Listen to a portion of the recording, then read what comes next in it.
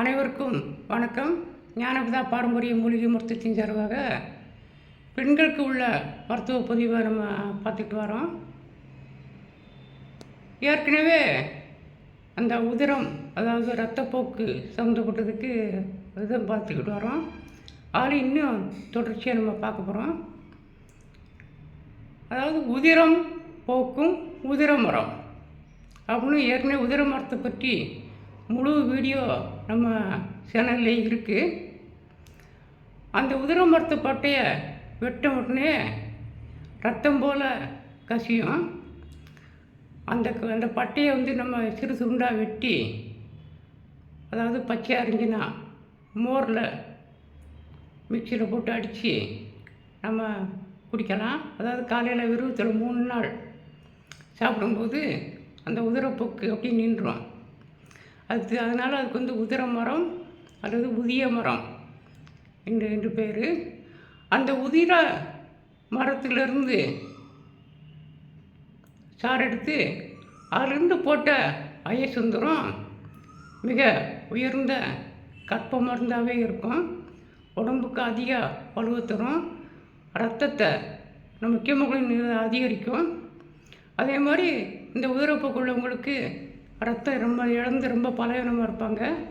அப்போ இந்த உதிர மரத்துலேருந்து போட்ட அந்த அயசுந்தரத்தை நம்ம கொடுக்கும்போது ஹீமோகுளோபின் குறைஞ்சதெல்லாம் ரொம்ப வேகமாக கூடி வரும்.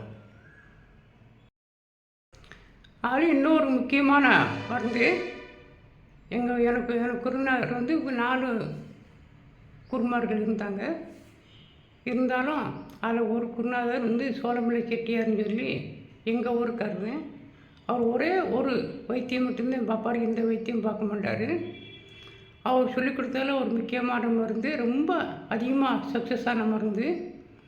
அதாவது ஆலம்பட்டை, அரசம்பட்டை, அத்திப்பட்டை, நாவல்பட்டை, மருதம்பட்டை, மாம்பட்டை, தென்னம் பூரி, கருவலம்பட்டை. இதில் உங்களுக்கு நெல்லிப்பட்டையும் சந்தனப்பட்டையும் கிடைச்சிச்சின்னா அதையும் நீங்கள் சேர்த்துக்கலாம். நெல்லிப்பட்டை கிடைக்கும், சந்தனப்பட்டை கொஞ்சம் கிடைக்க சிரமம். இருந்தாலும் அது கிடைச்சா கூட உங்களுக்கு நல்லது.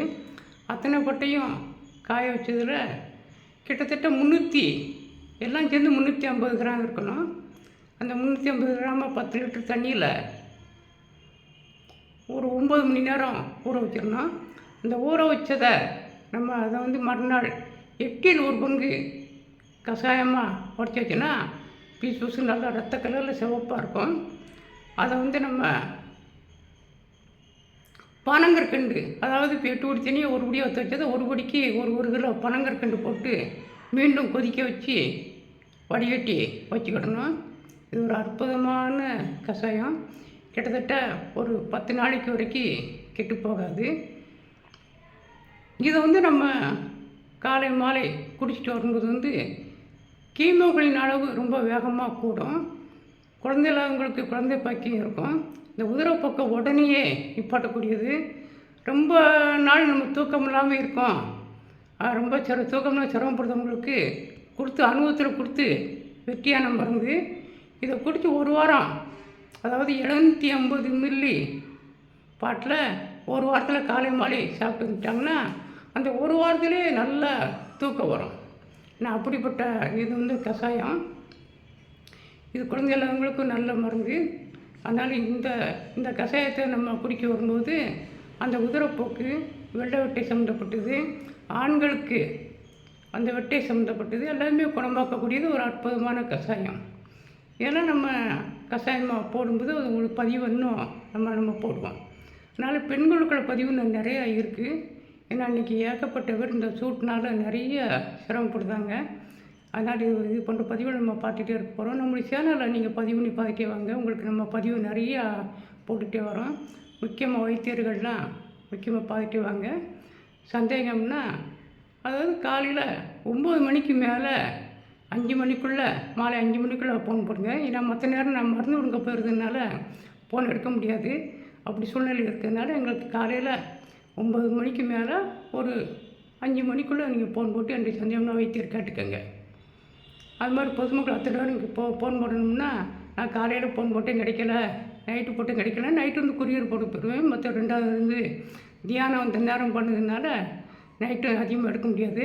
அதனால் ஃபோன் போடுறவங்க அந்த நான் சொன்ன டேத்தில் கேட்டுக்கோங்க. இது கொண்ட மருத்துவ பதிவு நிறையா போட போகிறோம். நன்றி, வணக்கம்.